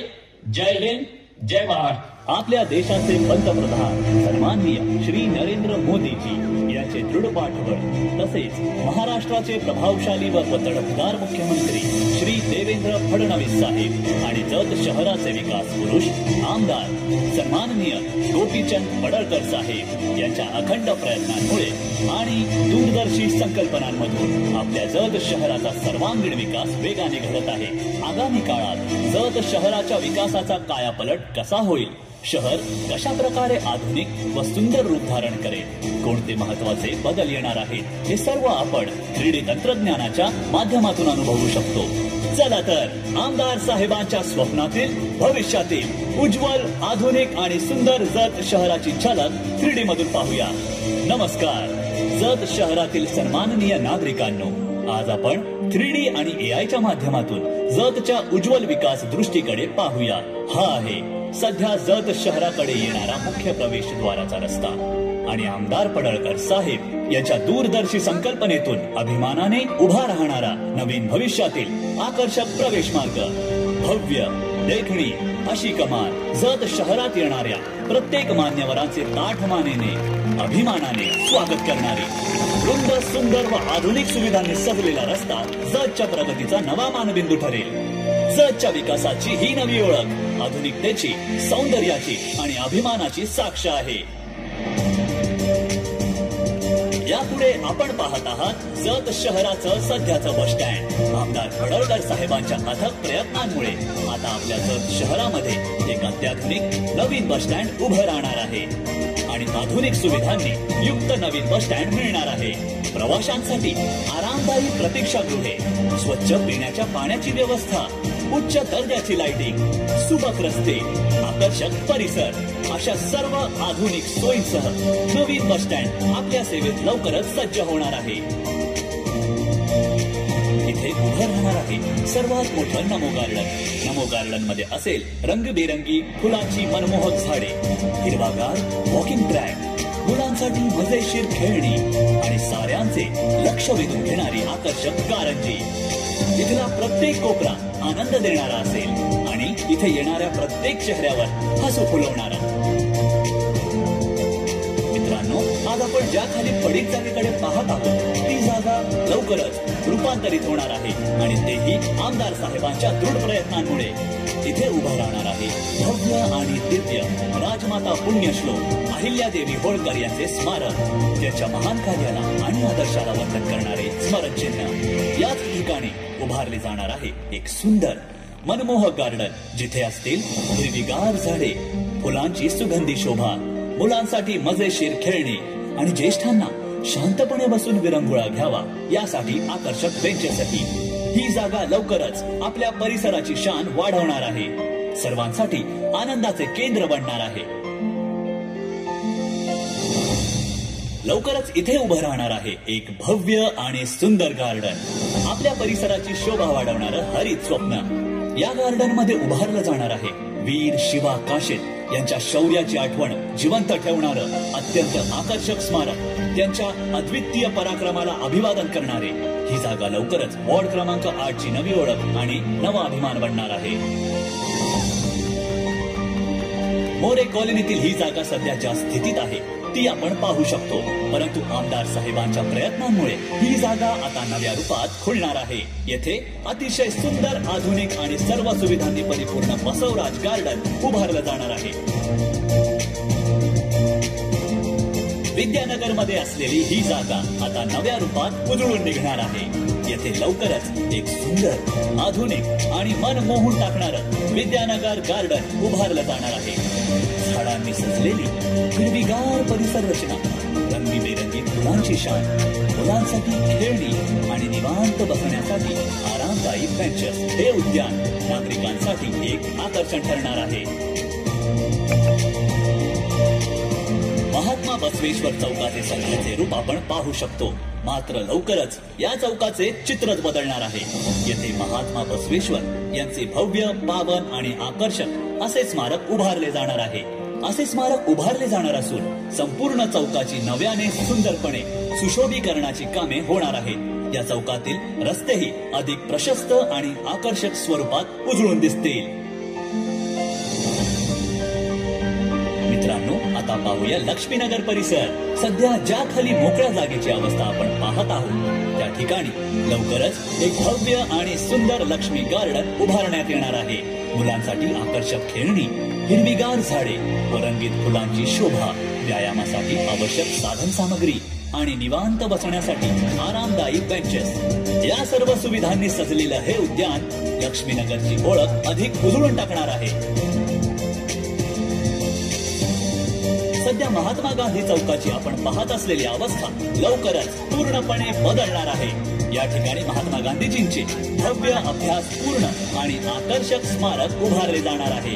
यासोबतच लगतच्या रस्त्यांचेही सुशोभीकरण करण्यात येऊन संपूर्ण परिसर अधिक सुंदर, स्वच्छ आणि मनमोहक रूपात उजळून दिसणार आहे. जत शहरातील सन्माननीय नागरिकांनो, ही आहे सध्याची नगर परिषदेची इमारत. मात्र आमदार पडळकर साहेबांच्या अथक आणि दूरदर्शी प्रयत्नांमुळे जत शहरात भव्य, आधुनिक आणि सर्व सुविधांनी युक्त अशा नव्या परिषदेची इमारत उभारली जाणार आहे. या नवीन इमारतीमध्ये सर्व विभाग एकाच ठिकाणी सुव्यवस्थितपणे कार्यरत राहतील. शासकीय अधिकारी आपली कामे अधिक प्रभावीपणे पार पाडतील आणि नागरिकांची ही कामे वेळेत, सुरळीत आणि सुलभ पद्धतीने पूर्ण होतील. यानंतर छाया चौकाजवळ असलेला जुना पूल, या पुलाखाली आता स्वतंत्र, सुबक आणि स्वच्छ असे मटण व चिकन मार्केट उभारले जाणार आहे. त्यामुळे मटण विक्रेत्यांना योग्य जागा उपलब्ध होईल आणि रोजचे व्यवहार अधिक सोयीस्कर होतील आणि कोणत्याही प्रकारची अडचण न येता कामे सुरळीत पार पडतील. चिंगी बाबा मंदिराच्या समोर लोकमान्य टिळक यांचे सुंदर, भव्य आणि प्रेरणादायी स्मारक उभारले जाणार आहे. यासोबतच लगतच्या रस्त्यांचेही मनोहारी सुशोभीकरण करण्यात येईल. छाया चौकात रस्त्यांचे सुंदर सुशोभीकरण करण्यात येऊन येथे आकर्षक आणि दिमाखदार कोळी स्मारक उभारले जाणार आहे. यासोबतच लगतच्या नागरिकांसाठी खास असा खाऊ कट्टा सुद्धा तयार होणार आहे. मित्रांनो, आपल्या जत शहरात महाराष्ट्राचे आराध्य दैवत छत्रपती शिवाजी महाराज यांचे जे भव्य आणि आकर्षक स्मारक उभे आहे ते आपल्या शहराची शान आहे. आता या स्मारकाच्या आजूबाजूच्या रस्त्यांचे अत्यंत सुंदर आणि आधुनिक सुशोभीकरण करण्यात येणार आहे. परिसरात मनोहारी लाईट्स, हिरवाई वाढवण्यासाठी झाडे आणि आकर्षक सजावटीच्या व्यवस्था करण्यात येतील. या बदलांमुळे महाराजांचे स्मारक अजून भव्य, दिव्य आणि दृष्टीसुखात दिसून येईल. जत शहरातील सभ्य व सुजाण नागरिकांना आपल्या महाराष्ट्राला कलेचा एक समृद्ध आणि वैभवशाली असा एक वारसा लाभला आहे. हा वारसा जपणे, वाढवणे आणि पुढील पिढ्यांपर्यंत पोहोचवणे ही आपली सामूहिक जबाबदारी आहे. याच दूरदृष्टीतून आमदार गोपीचंद पडळकर साहेबांनी जत शहरात भव्य, आधुनिक आणि सर्व सुविधा असलेले नाट्यगृह उभारण्याचा संकल्प केला आहे. येथे शहरातील सर्व सांस्कृतिक कार्यक्रम अधिक उत्तम पद्धतीने सादर केले जातील. कलाकारांना त्यांच्या कलेचा सराव, प्रयोग व सादरीकरणासाठी एक सुसज्ज व्यासपीठ मिळेल. कलेचा वारसा जिवंत ठेवण्यासाठी, कलाकारांना संधी देण्यासाठी आणि जतचा सांस्कृतिक दर्जा उंचवण्यासाठी हा ठाम निर्धार, हीच आमदार पडळकर साहेबांची दूरदृष्टी. आपण सध्या पाहत आहात ती जत शहरातील पंचायत समितीची विद्यमान इमारत. मात्र लवकरच या ठिकाणी भव्य, सुंदर आणि प्रशस्त अशी नवीन पंचायत समिती उभारली जाणार आहे. या नव्या इमारतीमध्ये नागरिकांसाठी सर्व आवश्यक सुविधा उपलब्ध असतील. विविध विभाग अधिक सुव्यवस्थित पद्धतीने कार्य करतील. अगोदर जे नाट्यगृहाची इमारत तुम्हाला दाखवली ते बचत भवन जे जुनं आहे. आपल्याला कुठलाही कार्यक्रम घ्यायचं म्हटलं तर आता आपल्याकडे शहरामध्ये इमारत नाही आणि म्हणून 24 कोटी रुपयाची आपण नाट्यगृहाची इमारत बांधतोय आणि पुढच्या महिन्यामध्ये त्याला मंजुरी मिळते. आता हे पंचायत समितीची इमारत आहे, याला 15 कोटी रुपये आपण मंजूर केलेले आहेत आणि त्याची 3D आपण जी इमारत होणार आहे त्याचं डिझाईन आपण दिलंय. हे AI च्या माध्यमातून तयार केलेली इमारत आहे. आता जी इमारत आहे ती फार जुनी आहे आणि त्याच्यासाठी आता निधी आपण मंजूर केलाय. पुढच्या महिन्यात तिचं टेंडर होईल. 1 वर्ष 1.5 वर्षामध्ये ती इमारत तयार होईल. वीर शिवा काशीदांचं एक गार्डन आपल्याला दाखवलं. पहिल्या स्टार्टला एक नमो गार्डन तुम्हाला दाखवलं. ते नमो गार्डन आता मंजूर आहे. 1 कोटी रुपये आता मंजूर आहेत. ते कधीही काम चालू होऊ शकतं. म्हणजे आता आम्ही तुम्हाला सगळं दाखवतोय. असे प्रत्येक प्रभागामध्ये 11 प्रभागामध्ये 11 गार्डन करायची व्यवस्था आम्ही केलेली आहे. त्यामध्ये काही गार्डन दाखवले असतील. तुम्ही परत म्हणाल आमच्या वार्डाचा तिथं संबंधच नाही घेतला मग नाराज व्हाल. तर असं काही नाही. प्रत्येक प्रभागात किमान 1 कोटी रुपयाचं एक गार्डन, असं 11 कोटी रुपये आपण 11 गार्डनला उपलब्ध करून देतोय. आता मटनची दुकानं इकडे तिकडे आहेत. या चौकात एक, त्या चौकात एक, त्या चौकात एक. चिकनची दुकान इकडं, तिथंच कोंबड्या कापायच्या, तिथंच घाण टाकायची. तर आता आपण एक मटन मार्केट बनवतोय सेपरेट. जे काय मटणाची दुकानं असतील ती एकाच ठिकाणी, जी भाजीपाल्याची दुकानं असतील ती एकाच ठिकाणी, फळ मार्केट असेल ते एकाच ठिकाणी. रस्त्यावरती कुठल्या आता ताईंना त्रास होणार नाही. उन्हाचा त्रास, वाऱ्याचा त्रास, पावसाचा त्रास आणि गर्दी. तर हे सगळं बंद होईल. त्याच्यासाठीची पण आम्ही व्यवस्था केलेली आहे. पुढं काय बोलायचं झालं तर मी उठून बोलेन. करा सुरू.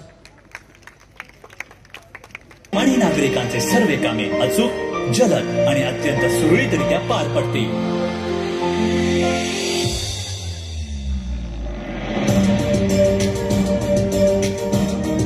त्यानंतर आपण पाहत आहोत की यशवंतनगरमधील सध्याची मोकळी जागा. मात्र आमदार साहेबांच्या प्रयत्नांमुळे ही जागा आता उजळून निघणार आहे. येथे सुंदर, आधुनिक आणि सर्व सोयीयुक्त यशवंत सभा मंडप तसेच आकर्षक ओपन स्टेज उभारले जाणार आहे. आपल्या जत शहरात आता भव्य, आधुनिक आणि स्वच्छ अशी नवी पाण्याची टाकी उभारली जाणार आहे. ही टाकी केवळ आकर्षकच नाही तर शहराच्या पाणी पुरवठा व्यवस्थेला अधिक सक्षम, सुव्यवस्थित आणि विश्वासार्ह बनवणारी ठरेल.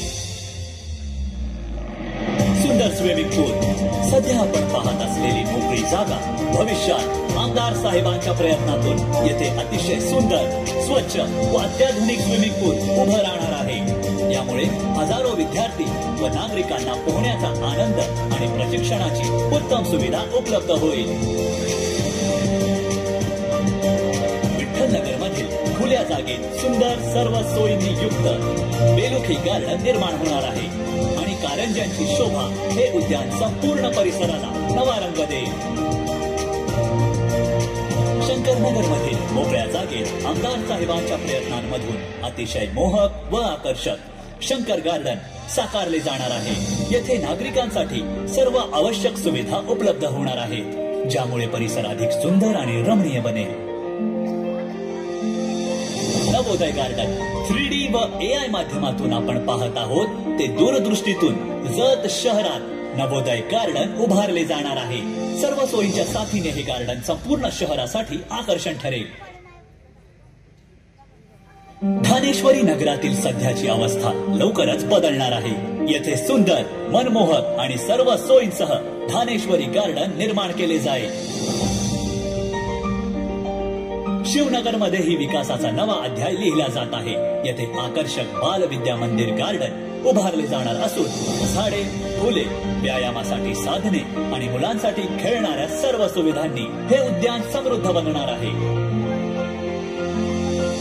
कोठाळे ग्रीन गार्डन व वॉटर टँक, मित्रांनो, येथे कोठाळे ग्रीन गार्डन साकारले जाणार असून त्यासोबतच भव्य आणि अत्याधुनिक वॉटर टँकची उभारणीही होणार आहे.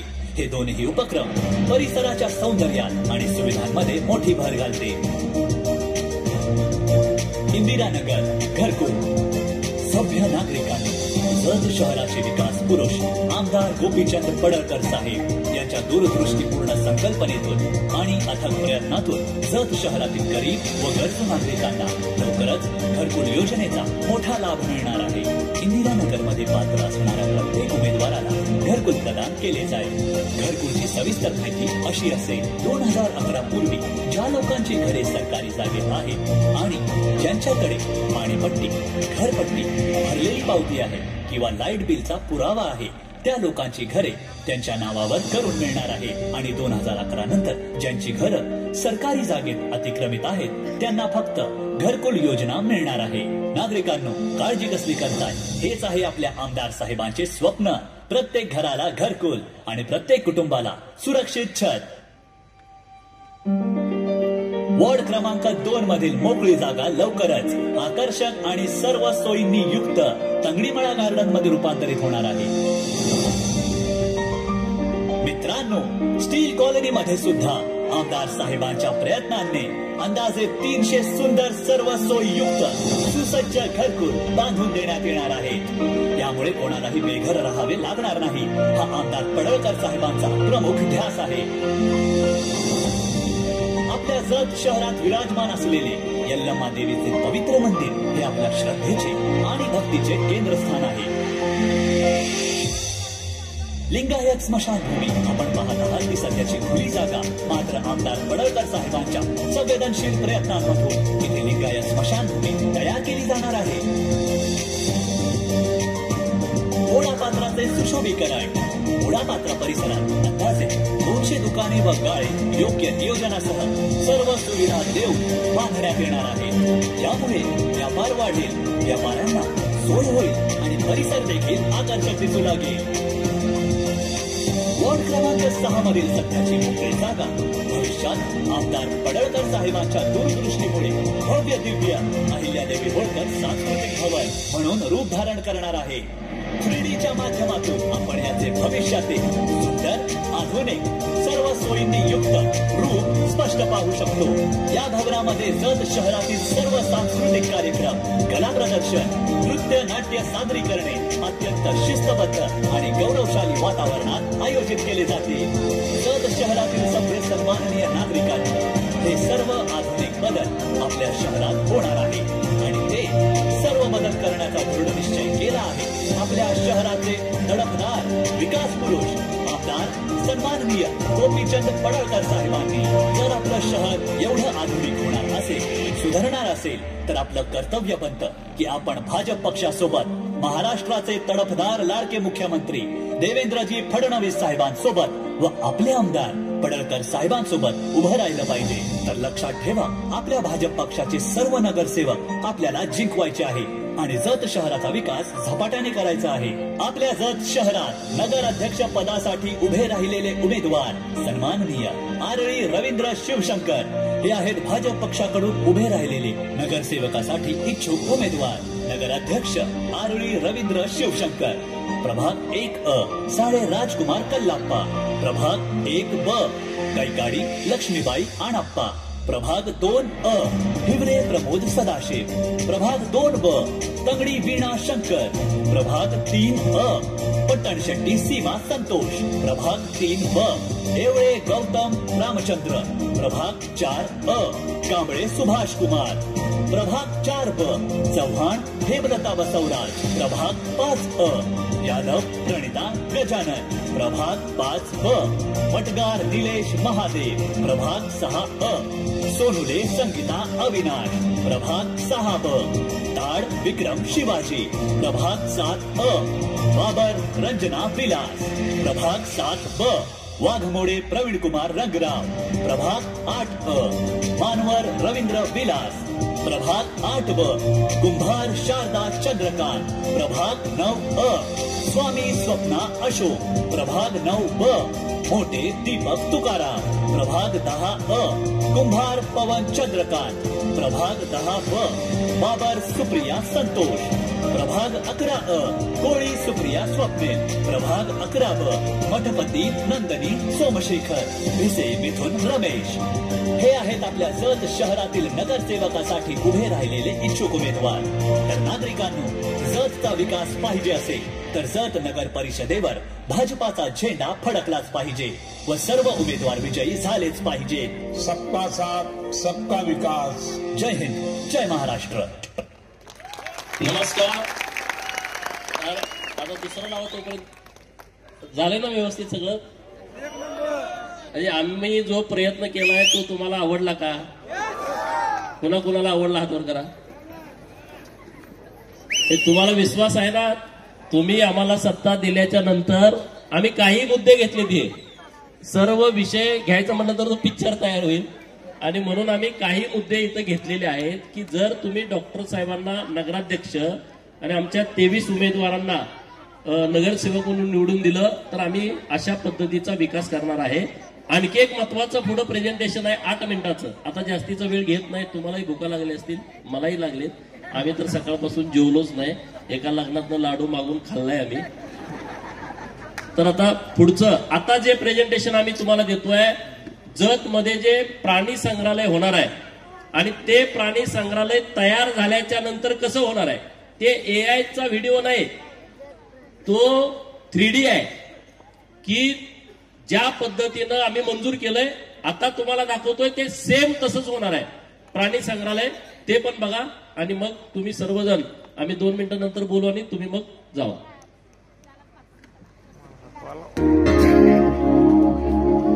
आपल्या महाराष्ट्र राज्याचे लोकप्रिय व लाडके मुख्यमंत्री माननीय देवेंद्र फडणवीस साहेब यांच्या नेतृत्वात व मार्गदर्शनाखाली तसेच ज्येष्ठ नेते वनमंत्री श्री गणेश नाईक साहेब यांच्या सहकार्याने आणि जत शहराचे तडफदार आमदार माननीय गोपीचंद पडळकर साहेब यांच्या संकल्पनेतून जत शहरात राजमाता पुण्यश्लोक अहिल्यादेवी जरा मागे घ्या, एक 3 सेकंद मागे घ्या. हा जो प्लॉट आहे तो आपल्या सातारा रोडला आहे. म्हणजे आपलं जत मधून आपण बाहेर पडताना जे डाव्या बाजूला म्हणजे नागजकडे जाताना डाव्या बाजूला हा 100 एकराचा प्लॉट आहे. म्हणजे एकूण 110 एकर होतं. 10 एकरामध्ये आपली इंदिरानगरची झोपडपट्टी आहे. ते 10 एकर बाजूला ठेवून राहिलेल्या 100 एकरामध्ये हे प्राणी संग्रहालय होणार आहे. ही ती साईट आहे. म्हणजे जिथं आता मंजूर झालंय प्राणी संग्रहालय ती ही जागा आहे सातारा रोडची. जत शहरात राजमाता पुण्यश्लोक अहिल्यादेवी होळकर यांच्या 300व्या जयंती निमित्ताने जत शहरात एक ऐतिहासिक भेट मिळाली आहे. या अमृत महोत्सवी निमित्त जत शहरात अत्यंत महत्वाकांक्षी प्रकल्प म्हणून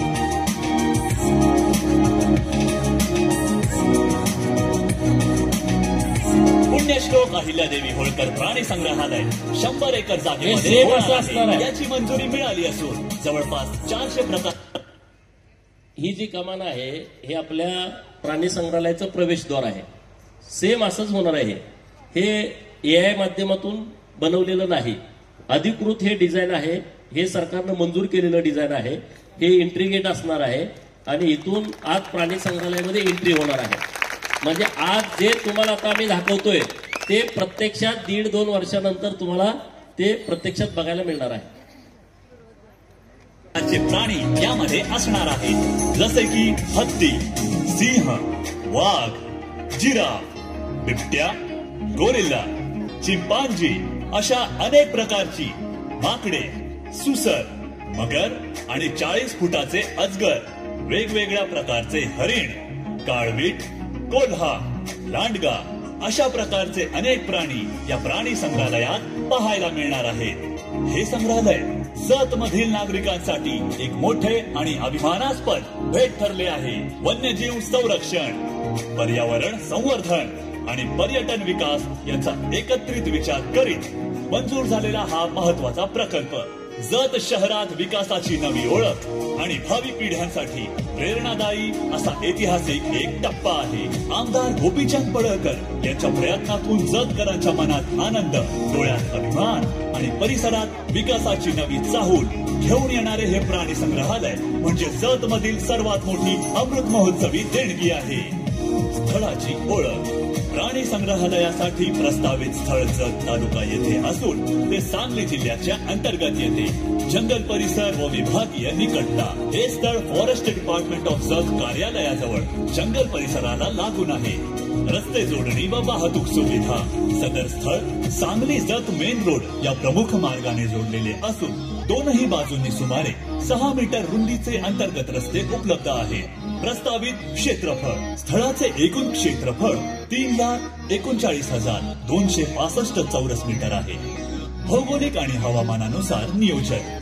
संग्रहालयाची रचना परिसराच्या भौगोलिक स्थिती व स्थानिक हवामानाचा अभ्यास करून विकसित करण्यात आली आहे. प्रजाती निवड. हवामान सुसंगतता.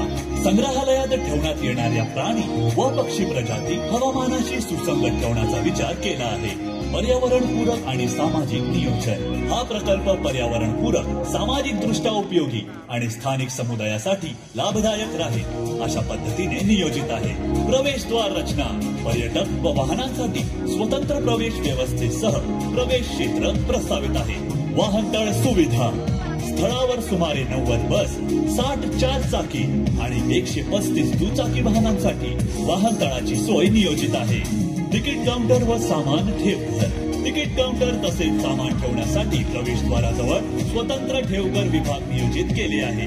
डिजिटल तिकीट तपासणी व सुरक्षा चौकी, संग्रहालयात डिजिटल तिकीट तपासणी प्रणाली आणि सुरक्षेसाठी वॉचमॅन कॅबिन प्रस्तावित आहे। स्मृतिचिन्ह दुकाने, महसूल वाढ, प्रवेशानंतर पर्यटकांसाठी स्मृतिचिन्ह आणि हस्तकला वस्तू उपलब्ध करून देण्यासाठी दुकाने नियोजित केली आहेत, ज्यामुळे प्रकल्पाचा महसूलही वाढेल।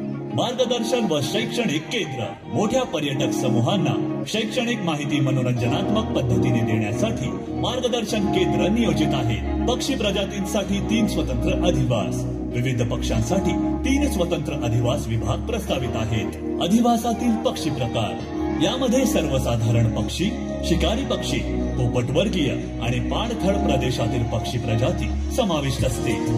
उंचीवरील निरीक्षण मार्ग, सर्व पक्षी विभाग उंचीवरील निरीक्षण मार्गाने जोडण्यात येतील, ज्यामुळे पर्यटकांना पक्षी उंचावरून अधिक चांगल्या प्रकारे दिसतील।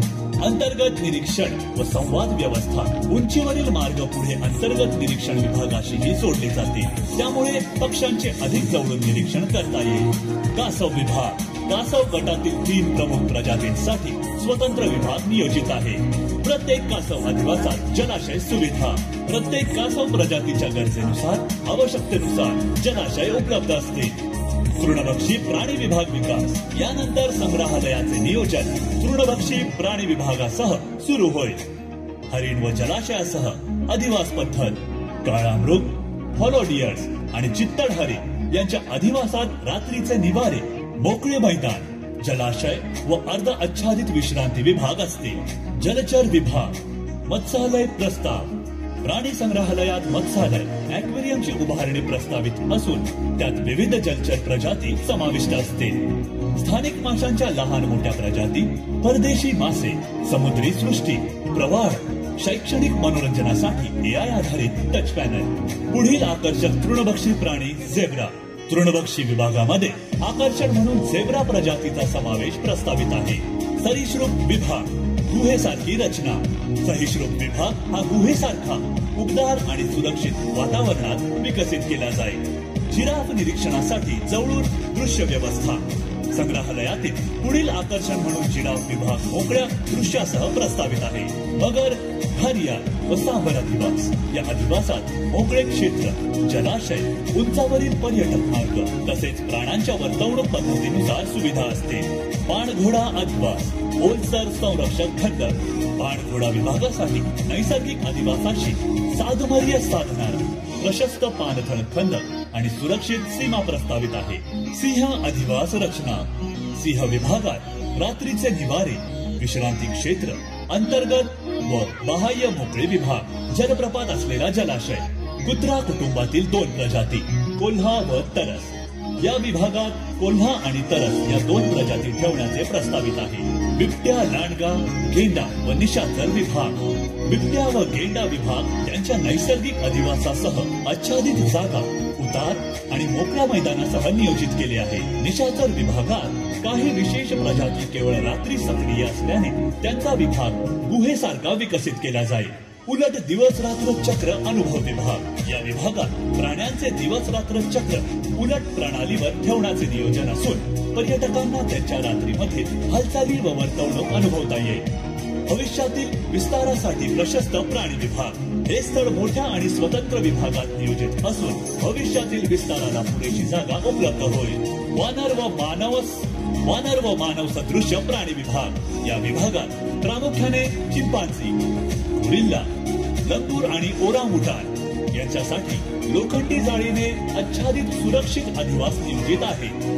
उडू न शकणारे पक्षी विभाग, या विभागात शहामृग, इमू या उडू न शकणाऱ्या पक्षी प्रजाती प्रस्तावित आहेत। अस्वल विभाग, शेवटच्या विभागात तपकिरी अस्वलसाठी विशेष अधिवास नियोजित आहे। लघु परिसंस्था निर्मिती, उष्णकटिबंधीय वनीकरण. सदर स्थळाच्या कमी उंचीच्या भागात उष्णकटिबंधीय वनीकरण विकसित केले जाईल. यामध्ये विविध प्राण्यांना व पक्ष्यांना अनुकूल स्थानिक वनस्पती व जैवविविधता रोपण, नैसर्गिक पायवाटा, माहिती फलक, लाकडी पूल, साहसी उपक्रम, पर्यावरणपूर्वक आणि सुंदर अनुभव देणारी लघु परिसंस्था निर्मिती केली जाईल. सार्वजनिक सभागृह, अँपी थिएटर, सामाजिक उपक्रम, मेळावे आणि कार्यक्रमांसाठी नैसर्गिक वातावरणातील खुले अँपी थिएटर प्रस्तावित आहे. मध्यवर्ती बाग व पर्यटक आकर्षणे. मध्यवर्ती बाग विभागातील पुढील सुविधा असतील: तळ्यालगत विश्रांतीगृह, नैसर्गिक कारंजी, मियावाकी उद्यान, औषधी वनस्पती रोपण, खाद्य प्रांगण, बाल उद्यान, पर्यटकांसाठी विविध आकर्षण स्थळे. हे सर्व किमान बांधकाम व अधिक नैसर्गिक अनुभव यावर आधारित असते.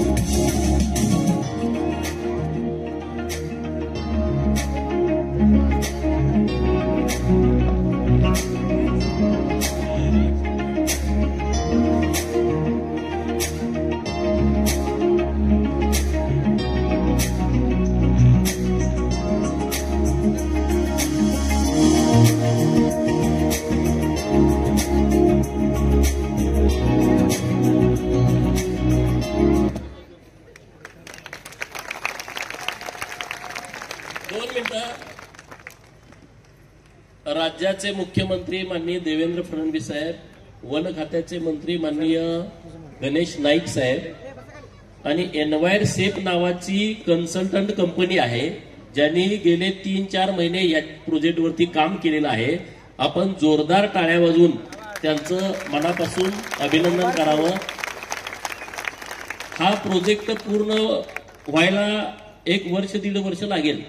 म्हणजे आता आपलं टेंडर होईल, मंजुरी राज्य सरकारची मिळाली, केंद्र सरकारकडे फाईल जाईल. पण केंद्र सरकारकडे फाईल मंजुरीला जाताना आपल्याला टेंडर इथं करता येतं, काम चालू करता येतं. आनंदाची बाब ही आहे, 25 तारखेला हे प्रेझेंटेशन माननीय वनमंत्री साहेबांच्या समोर नागपूरला मांडलं की असं जतचा प्रस्ताव आलाय, तो मीटिंगमध्ये मंजूर झालाय आणि त्याचं प्रेझेंटेशन मंत्री महोदयांनी दिलं. मंत्री महोदयांनी निर्णय असा केलाय की राज्यातल्या प्रत्येक जिल्ह्यामध्ये एक मिनी प्राणी संग्रहालय करायचा निर्णय 25 तारखेला त्यांनी घेतलाय. पण ते 10 हेक्टरच्या आतमध्ये होणार आहे. 10 प्राणी पेक्षा जास्त आणि 100 पेक्षा कमी प्राणी त्या संग्रहालयात राहणार आहेत. पण आपल्या संग्रहालयामध्ये 400 प्रकारचे वेगवेगळे प्राणी राहणार आहेत. आता तुम्ही म्हणणार हे प्राणी संग्रहालय झाल्यानं आम्हाला काय फायदा होणार आहे? आपल्याला फायदा असा होणार आहे, आजूबाजूच्या 4-5 जिल्ह्यातली लोक पर्यटनासाठी जतला येणार आहेत. आता कशाला येत आहेत? यल्लामाच्या दर्शनाला येत आहेत. आता कशाला येत आहेत? बनशंकरीच्या दर्शनाला येत आहेत. पण ते दर्शन घेतल्यावर लगेच निघून जात आहेत. त्याचा बेनिफिट आपल्याला होत नाही. रोज 2000 लोक, बाहेरची लोक जतला येणार आहेत. किमान 1000 पेक्षा जास्त त्यांना फी असणार आहे हे प्राणी संग्रहालय बघण्यासाठी. जत करासाठी ती फी नसणार आहे. नाही तुम्ही म्हणा आम्हाला काय उपयोग आहे?